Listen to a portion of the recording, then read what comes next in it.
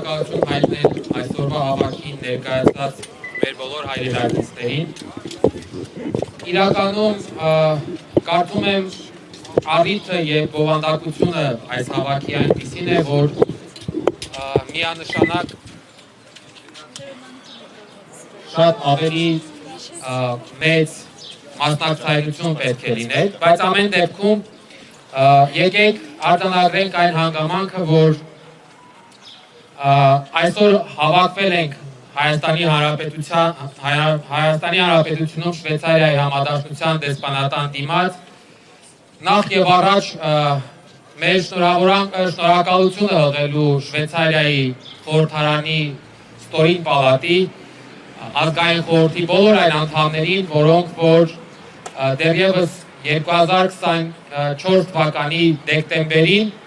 ընդունել են բանաձև, որը կոչվում է Խաղաղության համաժողով Լեռնային Ղարաբաղի համար, եւ որի հիմնական ուղերձը այն է, որ Շվեյցարիայի խորհրդարանի ստորին պալատը համաձայն չէ այն ամենի հետ, ինչ կատարվել է Արցախի ժողովրդի հետ, եւ գտնում է, որ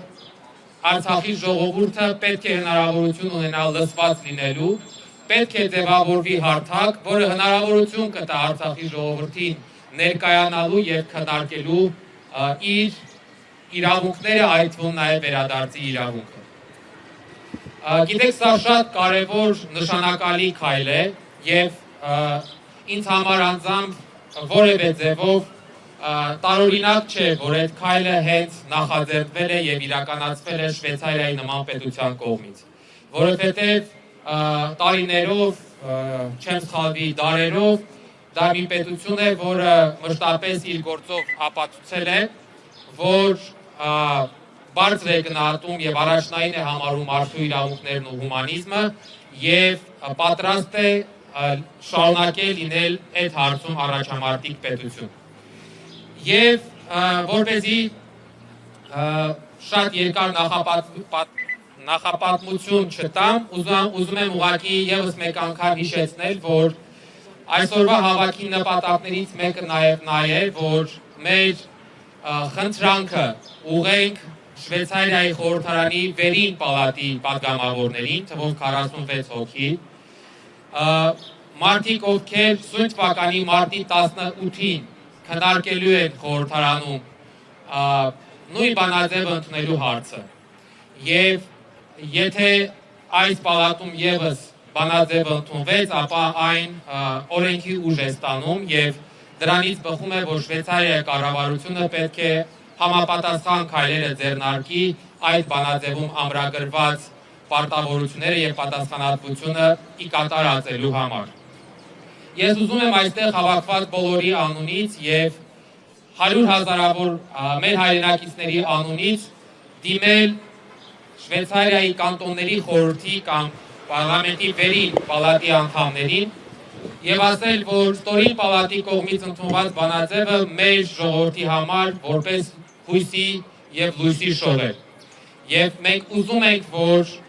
մենք խնդրում ենք, որ վերին պալատը եւս հավատարիմ մնա մարդու իրավունքների, հումանիզմի գաղափարներին եւ եւս կանաչ լույս վառի այդ բանաձևի համար։ Կանգնի, ինչպես ասում են, պատմության ճիշտ կողմում եւ իր քայլով եւս մեկ անգամ ապացուցի, որ Շվեյցարիայի նման պետությունը հարց չէ տեղի ունեցողի հետ, հարց չէ 150,000 անձանց բռնի տեղահանության, էթնիկ զտման, նրանց պատմական մշակութային ժառանգության ոչնչացման, նրանց հայրենազրկման հանգամանքի եւ իրավիճակի հետ։ Եվ ոչ միայն հարց չէ, այլ նաեւ պատրաստ է ստանձնել պատասխանատվություն այդ անձանց իրավունքները պաշտպանելու համար։ Մենք այսօր մեր հավաքի վերջում նաեւ նամակ ենք փոխանցելու, որը ուղղված է լինելու Շվեյցարիայի արտաքին գործերի նախարարին, որը ըստ էության եւս խնդրանք է պարունակում կառավարության դիրքորոշումը հօգուտ այդ բանաձևի արտահայտելու եւ հօգուտ մարդկանց խախտված իրավունքների վերականգնման արտահայտելու։ Ես ուզում եմ հիմա խոսքը փոխանցել Ալվարդին, այնուհետև խոսքը կտանք Արցախի